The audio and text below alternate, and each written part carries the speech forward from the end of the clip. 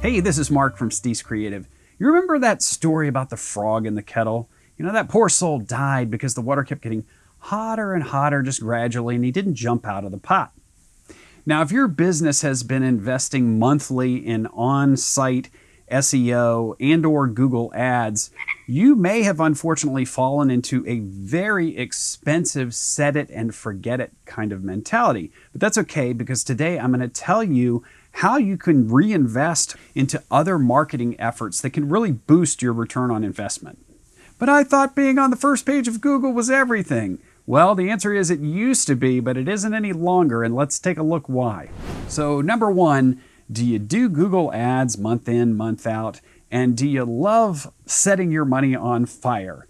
Because in 2024, it was estimated that $71 billion of ads were just going to pages like parked domains and things like that only bots and scripts visited.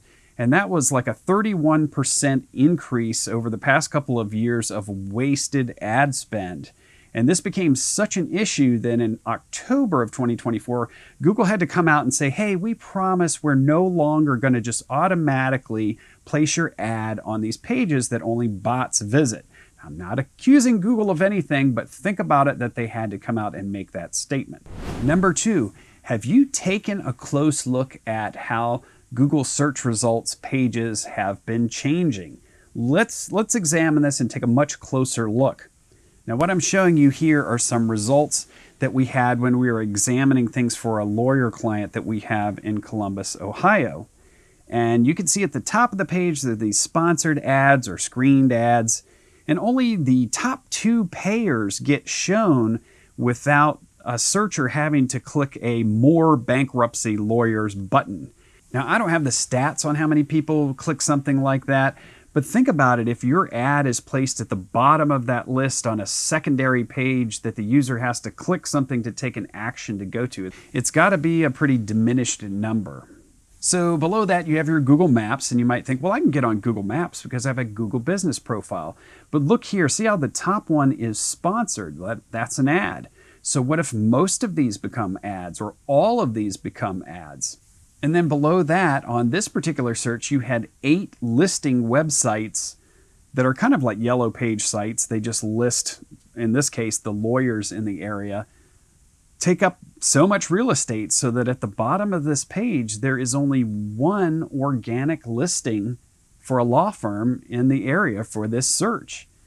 So when you have other sections like People Also Ask, the AI snippet at the top, maybe there's a shopping section depending on if you're selling products. Again, this is taking up all the space that you were putting money into getting listed organically. You might have one space left on the page to compete for, and the chances of you getting that, if you're in a competitive field, are slim. And people aren't going to go to the second page on Google. So think about whether spending that money every month for one space on the page makes any sense anymore. So what can you do about it? Well, the average small business spends somewhere between $500 to $1,000 a month on website SEO. But remember, that's competing for maybe just 1 or 2 spaces at the bottom of the first page. So that could be around $10,000 that you can reinvest in other forms of marketing and see if you can get a better return on investment. So if you're doing Google ads month over month, or maybe social media ads because they have some similar practices, that's big money, because you're talking between $1,000 and $10,000 a month. All for what? On the Google search results page, maybe having one of the 2 spots at the top of the page, or maybe one Maps listing. So think about that. That's $10,000 to $120,000 a year that you could try something new with your marketing plan.